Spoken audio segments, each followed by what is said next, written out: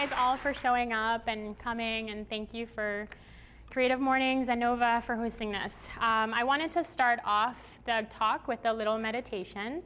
So I noticed that there's a couple of gaps in between the seats, and so today, since it is compassion, I'm going to ask all of you to kind of scoot in close together. If you are standing, maybe stand a little closer to one another. Find your neighbor. Yeah. And so if you're maybe standing by yourself, just find one person to stand next to you. I'm looking at you on the stairs. Stand next to someone, please. And then you can go back to your old seating arrangements. But we're just going to start with a little meditation to get grounded, to be in the space, and to cultivate just a sense of compassion. So if you feel comfortable closing your eyes, you can do that in a second, but now we're going to keep our eyes open. So if you just want to put both feet on the floor, maybe just relax your shoulders, and then we're going to put one hand on our heart and one hand on our neighbor's back. So kind of that space where your heart is. A neighbor, any neighbor. Your left, yeah, a neighbor. This wasn't as messy when I did this in front of the mirror, but we'll get this. Yeah. So just make sure that you have at least one hand on one neighbor, and that's all. And so take a look at each other and acknowledge that you are here in this space, in this experience together. And then we're going to close our eyes. If you're comfortable, if not, you can keep them open, kind of gaze in front of you. And so being in this moment, dropping into our body, into our breath, notice that you're all in this together. Allow the breath to come through the nose, travel all the way down to the belly. And as you exhale, release, letting go of any expectations, any thoughts, any emotions or tensions that you might be feeling.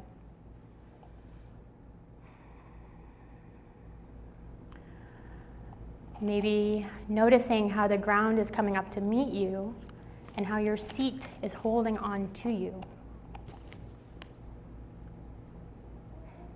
Settling into the space, settling into the body, settling into your breath. And then shifting your awareness to your mind, noticing what comes up in that space. Becoming familiar with being the observer, almost like you're just sitting on the side of the road and your thoughts are cars that are passing by. Not trying to attach any emotions, any feelings, just observing. And so from this place of being connected to our breath, being in our bodies, imagine that as you're breathing in white light. And this white light is traveling to the center of your heart.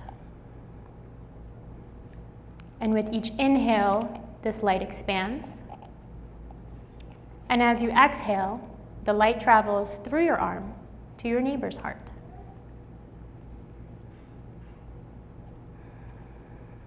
Taking deeper and bigger, more expansive inhales, growing your light. Longer exhales, sending your light to your neighbor. And then holding on to this feeling of connection, because I'd like to think that this is what compassion feels like. And then slowly open your eyes. And we're here. This is just a smoother way for me to delay time before I actually start my talk. No, but thank you all for participating.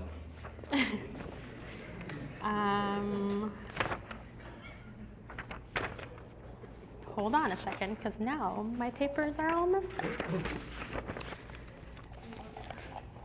I got it. All right, so in order to tell the story of my life's journey and how compassion brought me to this place, I have to start here. So that's me as a little girl and I was born July 20th of 1988. So for those of you, and I have to say this, like I cry all the time, and you'll know, it's in my talk. But I was born on July 20th of 1988, and so for those of you into astrology, that makes me a Cancer. Naturally compassionate and intuitive. The only thing is that I wasn't supposed to be born until July 22nd, or after July 22nd, which would have made me a Leo baby. And so Leo babies are known to kind of love the center of attention and the limelight. So now here I stand in a permanent identity crisis because I'm like, do I want to be here? Do I not want to be here? Am I compassionate? Am I not compassionate? And so when Tara asked me to do this talk, I started thinking about it, and standing here talking to all of you about compassion is actually the most Cancer Leo thing that I could be doing. So in complete Cancer fashion, I realized my scope of compassion watching Disney movies. As probably all of you know, Disney loves to tug at those heartstrings. And so it started with this movie, The Lion King. And this movie came out in 1994, which I am from a third world country, so I didn't get to watch this until like 1995, 1996. I was about 7 or 8 years old, and I remember watching this specific scene and feeling sad. And it wasn't so much that Mufasa dies and that Simba now doesn't have a dad. It was the fact that he now had to carry this sense of loss with him. And so at 7 and 8 years old, or 8 years old, because you can't be both at the same time, I felt a deep sense of responsibility to carry this loss for this fictitious character. I felt responsible. And as Disney created more movies, the weight became heavier and heavier. 70% of my childhood memories were of me hiding underneath the couch, trying to make sure that my parents wouldn't find me sobbing and asking if anything was wrong and then put me in therapy. I tried really hard as I continued watching these childhood movies. Homeward Bound, Mighty Joe Young, Dumbo, and then even this one, Pokemon. And I'm not into Pokemon, and I wasn't even really watching this movie. I was just scrolling through the channels. This scene came up, I paused, and I was a sobbing mess.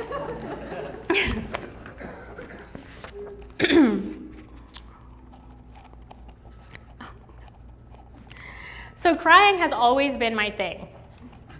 I cry all the time, deeply, and over everything. And growing up, I was always laughed at, ridiculed, and shamed for crying and being sensitive. My friends came up to me and told me, you know, like, you're weak, you're naive, you're childish, all these things, and they said it to my face. And so, of course, naturally, I would go home and I'd cry. But I always knew that there was something powerful about being able to feel and hold so much. So I never really suppressed it until now, because I also want you to be able to understand what I'm saying. Until I entered my first abusive relationship. And so I was 16 years old, and on top of your normal teenage angst, I also had parents who weren't available for me emotionally and physically growing up. So my sense of abandonment was already etched deep into my skin, and along with all this Disney crap, I became desperate. I needed something substantial to hold on to. So when this boy that seemed mature beyond his age gave me a little bit of its attention, I was hooked. And when he became abusive, I was able to feel compassion and vowed that I would just thread lighter because I knew that the anger came from a different place. Over time, my heart hardened and I stopped crying. And that was the unhappiest that I've ever been in my whole entire life. During my first abusive relationship, like that wasn't bad enough at 16, I came home one day and my dad was sitting in the kitchen and he seemed like really sad. So I asked, like, Dad, what's going on? And he said, I have something to tell you. I'm sorry, guys. Like, I feel like I was gonna hold it together much more. I'm trying. So my dad was sitting on the kitchen floor and he seemed devastated. So I'm like, Dad, what's wrong? And he said, you know, I have something to tell you. Mom and I are getting divorced. You're moving to America, and that's it. It's all happening in 2 weeks. And so I'm like, fuck. Like 16 years old, I have my friends, I have my abusive boyfriend that I love, you know? I don't want to leave. And my parents are divorcing. So we did all that real quick. We packed our bags, we moved. When I came to America, I moved in immediately with my mom's new boyfriend, started a new school. And because of the distance, I was able to end my abusive relationship, fortunately. That was a good thing that came from it.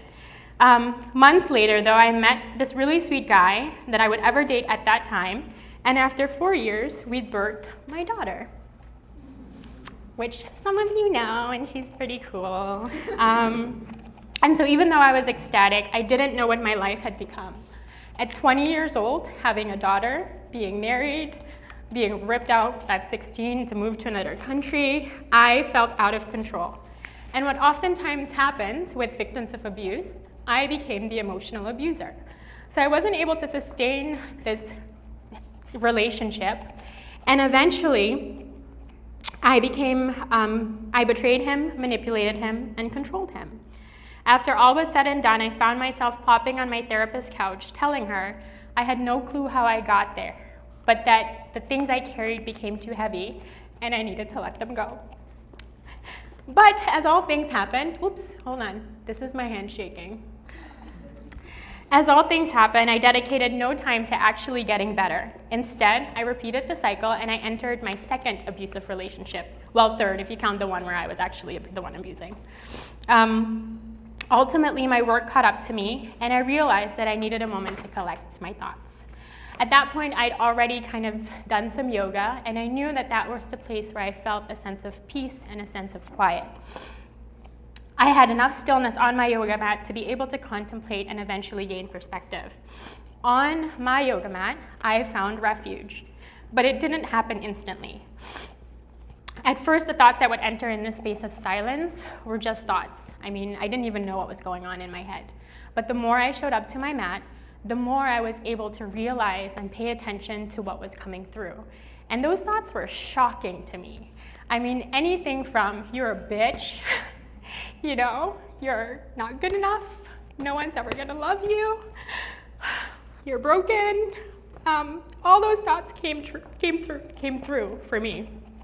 And so, how often has that happened to you, right? Like, I know that we like to say that it doesn't, but every one of us has within us this sense of not feeling good enough.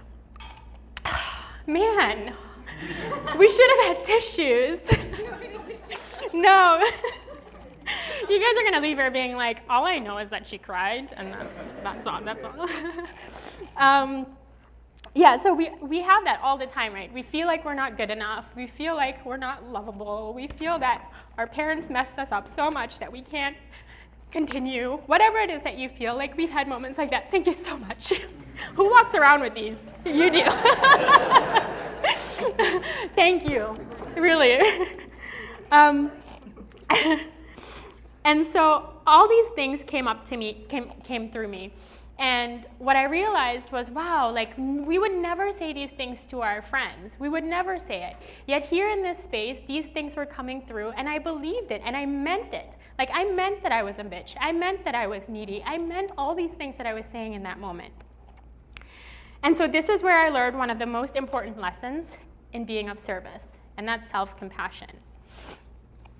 Compassion, along with words like vulnerability, authenticity, forgiveness, they get thrown out a lot these days. And the reason why is because we're all searching for meaning. We're all searching for something to hold on to. But what is the meaning of the word compassion actually? And are we really moving from that seat? I got tissues. Thank you, though. Oh, I got plenty of water here.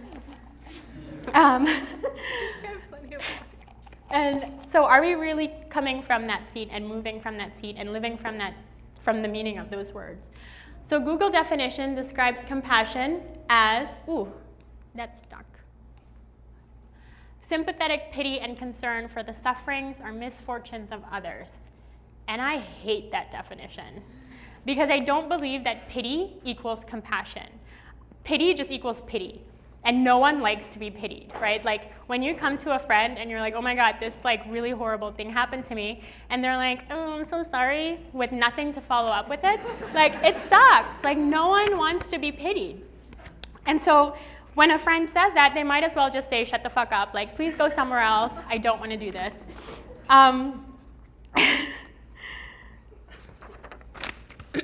And so pity puts us further away from ourselves and from each other. And if I sat on my yoga mat and if I just pitied myself the whole time, it would have just become a pity party. And from that place of feeling sorry for myself, I would never feel compelled or even capable to go out into the world and be of service. I'd just be like looking at someone who's also suffering and I go, yeah, keep suffering. So I believe that in order to be compassionate or show compassion, we need to be able to relate, to want to reach out our hand to another and say, even though I'm not experiencing this alongside you right now, I understand. There was another very specific moment on my yoga mat where I remembered clearly this voice in my head and how it shifted.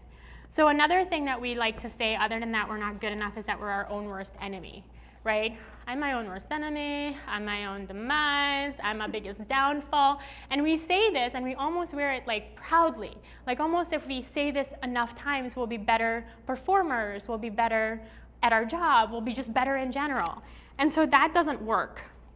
When I was able to look at myself on my yoga mat and see me in my suffering, I realized that I wasn't my own worst enemy. I was actually my best friend. So in the moment of darkness, after all the advice from your friends, all the advice from your family, it's just you, right? Like when the lights go off and it's dark and you're trying to go to bed, you just have yourself. And no matter how many times you tell yourself that you're not good enough, at the end of the day, there's another voice that's saying, you're okay. We will make it through. We got this. Go to bed. Tomorrow's another day. And so that is compassion to me. That is self-compassion. That is the biggest thing that we can hold on to when we're going through anything, is you're okay. Keep going. You got this. And once you're able to look at yourself with those eyes, I got you, you'll be able to do it so much easier for others. And so nowadays we can use a whole bunch more compassion, and we see outpouring acts of compassion when there's catastrophic times. We've seen it during 9/11, we've seen it during Katrina, and we just recently saw it during Irma. But our work doesn't stop if there's no headlining news about someone somewhere needing help. We can be compassionate every day, doing small little things. And I call that catching people. My ultimate favorite quote is in a book called The Catcher in the Rye. I'm sure some of you have read it. And so there's this really great excerpt that I love and I've always loved that says, I keep picturing all these little kids playing some game in this big field of rye and all, thousands of little kids, and nobody's around. Nobody big, I mean, except me. And I'm standing on the edge of some crazy cliff. What I have to do, I have to catch everybody if they start to go over the cliff. I mean, if they're running and they don't look where they're going, I have to come out from somewhere and catch them. That's all I do all day. I just be the catcher in the rye and all. I know it's crazy, but that's the only thing I'd really like to be. I know it's crazy. Now, Holden Caulfield, the main character of this book, is believed to be in a mental institution when he tells this story. But that's beside the point. And maybe that's where I'll end up, I don't know. So I remember thinking to myself at 14 years old when I read this book, that this is what I would love to do also. I'd love to catch people.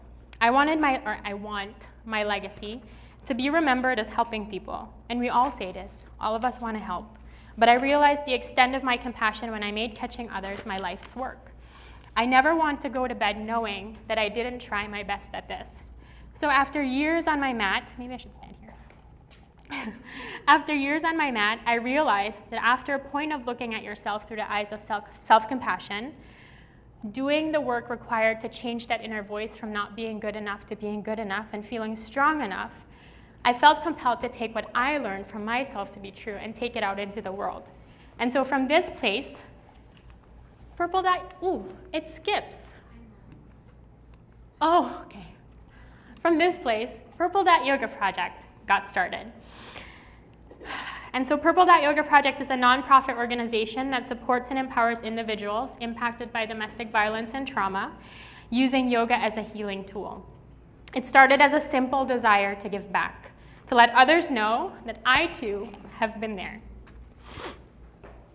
And that desire did not come from a place of pity. It came from a place of connection. And so that's really all that we do. Aside from the yoga classes that we teach, aside from our teacher trainings and our workshops, we sit and we listen. We connect through yoga, and in that place of connection is where our healing happens. We don't come in to teach like a fitness yoga class. We come in to hold space and to say, I see you, I hear you, I feel you, and I get you. But being of service in any way all the time isn't always easy. So how many of you have felt at some point in your life like you give and give and give and give and give and it's never good enough? Oh, that is good. Hermione? And so you start feeling taken advantage of, you start feeling undercredited. It backfires. You can't give from an empty cup, and that's a saying that you hear all the time. And so pay attention to where you feel that way in your life, whether it's in work, in your family, or in your relationship, or with friends.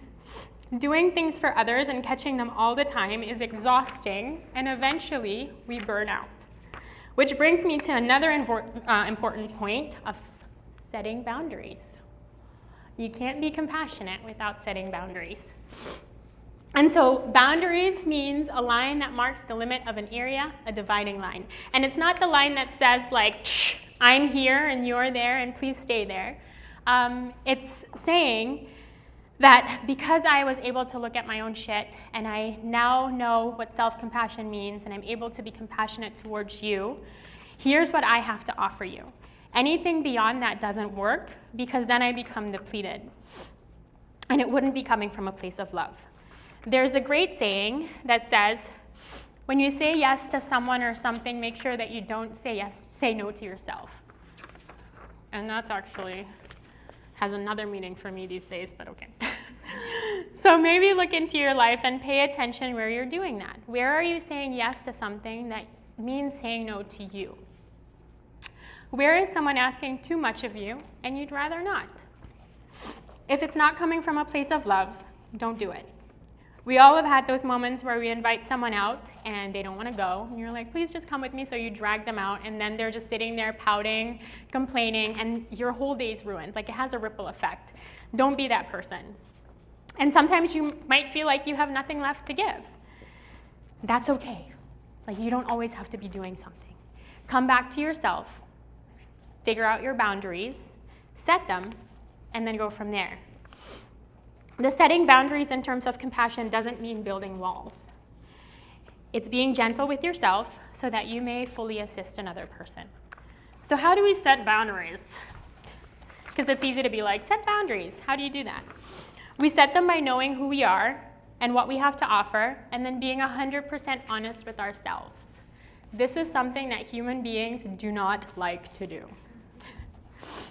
I don't know, maybe you do. You can't truly give and you can't truly be compassionate if you don't first understand yourself and then learn compassion for self. So if you say that you got someone, that you have their back, that you understand, you have to really get them. You can't just say it, like that's an empty promise. You have to look into your library of experiences and you have to draw from that so that you may understand alongside them, and if needed, share your tools with them if they ask. Once you've mastered self-compassion, learned how to set your boundaries, your need to give back automatically follows. For me, on my yoga mat, when I sifted through my shit, created my boundaries and did my work, the only natural thing left to do was to go out into the world and share what I knew to be true. Because compassion without action is bullshit. Dun, dun, dun. So there's another great saying that says compassion without action is just observation. And Observing is great, but if you never do anything with that, it doesn't work, right? Like if I'm standing here and I'm like, oh man, that sucks, like that's my observation, and then I keep walking, that's not compassionate, that's pity. And so it doesn't work, and so if you understand someone's suffering and misfortune and you've filled your cup, then you are left no choice but to be called to action and help in any way possible, big or small. And so I'm not expecting that every single one of you go out, quit your job, start nonprofits, join the Peace Corps, become a monk, right? Like that's not realistic. If you do, like that's great. But maybe the most important thing that we do is cultivate self-compassion so that we can be nicer people in the world, and from there, everything else grows. Don't pity people, because that's not being compassionate. And so when you take a moment to go like, pay attention to that. Like, is that compassion or is that pity? And when you know the difference, ask yourself, is there something that I can do to change that situation? And there's going to be a lot of things that are going to pull you in all different directions, right? Like when you come from a very compassionate place, you want to help everything and everyone, and you want to do all these things. Come back to your boundaries. Come back to yourself. Don't feel guilty, because guilt is not self-compassionate. Remember that. It's totally okay to say no when they ask you to donate $1 at the end of the checkout line. It's okay to kind of skip the Salvation Army Santa around Christmas. You don't have to sponsor a child in Africa if you don't want to. Find out what is personal to you and what speaks out to you, and then see if there's something small that you can do. And if you can, and if you want to, do it. Sometimes overwhelm can lead to feeling paralyzed. And so come back to your boundaries. Come back to yourself. Look at yourself, start over, see if you can do something small. And so a friend of mine came out with this amazing word called compaction. And that's not it. Wait. Okay. Oh yeah, that is it. Compaction, which compassion with action is compaction. And so we can all make a compaction plan, right? So when you go out into the world, you ask yourself, am I moving from the place of compaction? Am I following my compaction plan? And your compaction plan can be something very simple. It's being nice to yourself, meet yourself where you're at. Listen to the inner chatter in your mind of not being good enough, and then seeing if you can change that to say I'm good enough. And even if you don't believe it right away, right? Like say it 100 times a day. Say it all day, every day. When you find yourself thinking of something and it's negative, like replace it constantly. You're gonna have to rewire your brain. So be nice to yourself. And then 2, set boundaries. If you feel overworked, ask why, do something about it. If you feel like you're being taken advantage of, pull the person aside, have that hard conversation, and then see what it is that you can do. Stand up for yourself. You would stand up for your friends, stand up for yourself. And then 3, start with taking small steps. So if you can donate $1, donate $1 if it's something that you feel passionate about.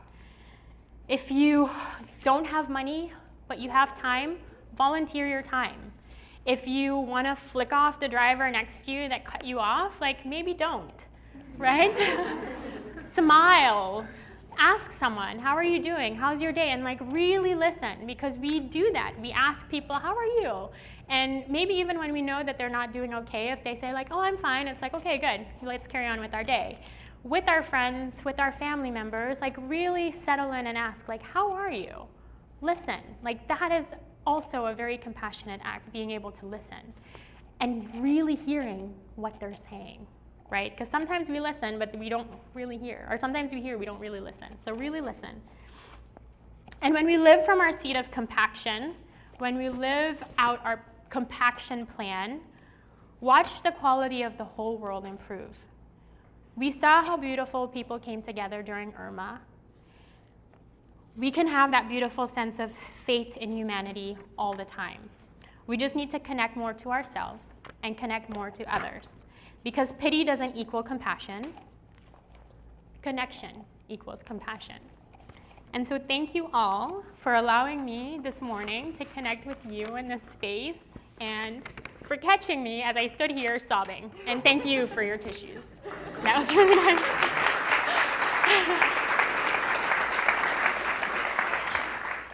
Thank you for being here today and sharing your story. I'm involved in animal rescue, and compassion fatigue is a really big problem. And there's actually been an extraordinary number of rescuers who have committed suicide. So I didn't know if there's maybe a way to collaborate with local rescuers to do the Purple Dot yoga sessions. I know that Pet Loss Rescue does some sessions with local rescuers when they've had some tough cases and stuff like that. But I think when people give, especially to animals, because they're voiceless, so we try to help the voiceless. For sure. And then you see abuse and neglect and everything, and it can become very just heart-wrenching to then have to deal with that day to day. So I think there's a bigger story about compassion fatigue. I think it's actually even a medical diagnosis now for people in that field. For sure, and we used to only be solely, thank you for your question, by the way, we used to only be solely domestic violence, and then we realized, trauma is trauma, and so that is, I would say, a version of trauma. I mean, it's a spectrum and it's a scale, but we try as much as possible to kind of share the healing tools of yoga in as many places as possible. So yeah, absolutely, we'd be open to that, for sure. What about people who don't like yoga? So for people How do they who don't find themselves? That's a great question. So for people who don't like yoga, it's funny because people think of yoga as just like the flexible part, but that's like the fingernails of yoga is what they always say, right? Like yoga is connection of mind, body, and spirit. And so you don't even have to move a muscle if you don't want to. You can practice. I feel like this is practicing yoga because we're connecting. When you're having a deep conversation with your friends or your loved ones, that's doing yoga. So we say yoga because people are familiar with that. And so we live in a Western culture that kind of really likes this like physical aspect of things. But for anyone that has done physical yoga, something shifts at one point and you realize like everything is yoga. So there's meditation, there's just sitting down and having a conversation. If you don't like yoga, you don't have to do yoga. And so when we meet with people and we do like our one-on-ones, we tell them the expectation isn't that we're gonna do physical practice all the time. Sometimes we'll just sit and we'll talk if that's what they need. So, yeah. Where are you doing your yoga? So usually what we do is we meet them where it's convenient for them. We don't have a brick and mortar space currently, or we connect to local yoga studios to see if they're willing to donate the space for the time slots that we meet the people. Yeah. Thank you. Any other questions?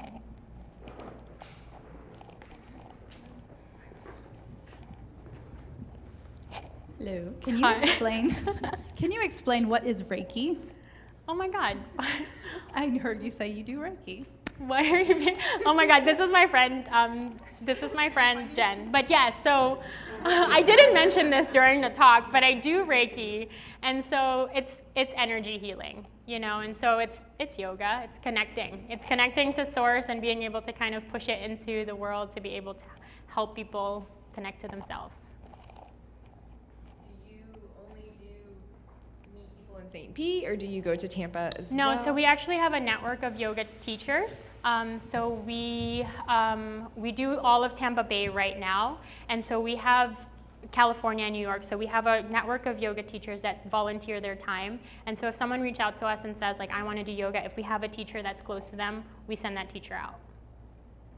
If not, then we tell them that currently we don't have anything, but when we do, we'll get back to them.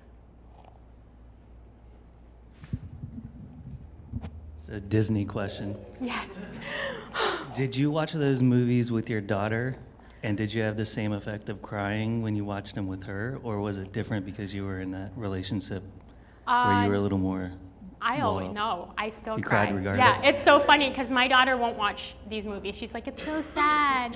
And the other day, like this is just a story about my daughter, but the other day she was going to gymnastics and I said, I'm not gonna bring you, is that okay? And she's like, yeah, you don't have to bring me, only bring me when I'm crying. So I said to her, I'm like, Sienna, you're 8 years old and you still cry? And she literally said to me, Mommy, you're 29 years old and you still cry? So I'm like, yeah, okay, you got me there. So no, I cry all the time. I still cry watching movies. You just saw I cry when words come out of my mouth. Okay, last question. We can do two questions. We can do two questions. Okay. I cry a lot too, so soul sister here. Yeah. Don't see Manchester by the Sea, by the way, because you'll just the whole movie you'll just be beside Sobbing. yourself. Yeah, I think it was Tara that described your yoga as trauma informed. Mm-hmm. And I've done a little bit with trauma informed stuff, but can you just talk a little bit more about what that means and how we can be more trauma informed in our interactions with people and in our daily lives? Yeah, absolutely. So trauma, the difference between yoga, regular yoga that you go to a yoga studio for, and trauma-informed yoga specifically, is just the way that you use your words. So, and certain poses that you stay away from. So there's this pose in yoga called Happy Baby. And this is like where you lay on your back and you put your feet up and you like pull them down. And so that's a really, that can easily be traumatic for people that have gone through sexual assault or sexual abuse. So they just say like, don't use that. Don't even have people go into Happy Baby pose. Be careful with the words that you use. So like, for example, if you say like hands behind your back, if you're doing yoga at a detention center, maybe don't say that, right? Because that could trigger them to be like, hands behind my back, cop is here or something. So just being really mindful of your words. And so it's really interesting that you asked this question of like, how can we be more trauma informed? Like, we're people, right? Like, we're gonna make mistakes, and I think we live in a world where we're asked to be like super politically correct all the time. And the whole idea of using yoga as a healing tool is that we're not going through the world like this, like I'm afraid, and you know, like our goal is to get them to a point where they're able to notice what triggers them, but then use their tools to be able to just breathe and go through it. So like not reacting constantly from the place of trauma, but being able to settle into it, be like, oh, okay, well that came up for me. I can use my breathing tool. I can take a moment. I can set my boundaries, and then going from there. Okay. Hello. Hello. Kate, thank you for this, and thank you for sharing your story, and Thank you. I really appreciate you being vulnerable. I wanted to, if this is cool, I wanted to like, the whole time you're like telling us all these things, I don't really have a question, by the way. The whole time you're like kind of, I feel like you're inspiring such compassion, and you know, it's making us all think about how we can be there for people. And personally, I'm feeling like I just want to like hug you. But I was wondering if we could like end it with like some kind of voluntary group hug. I'm serious. Like, I just feel like, you know, it's not something you have to do if it's like, you know, put your boundaries up. No.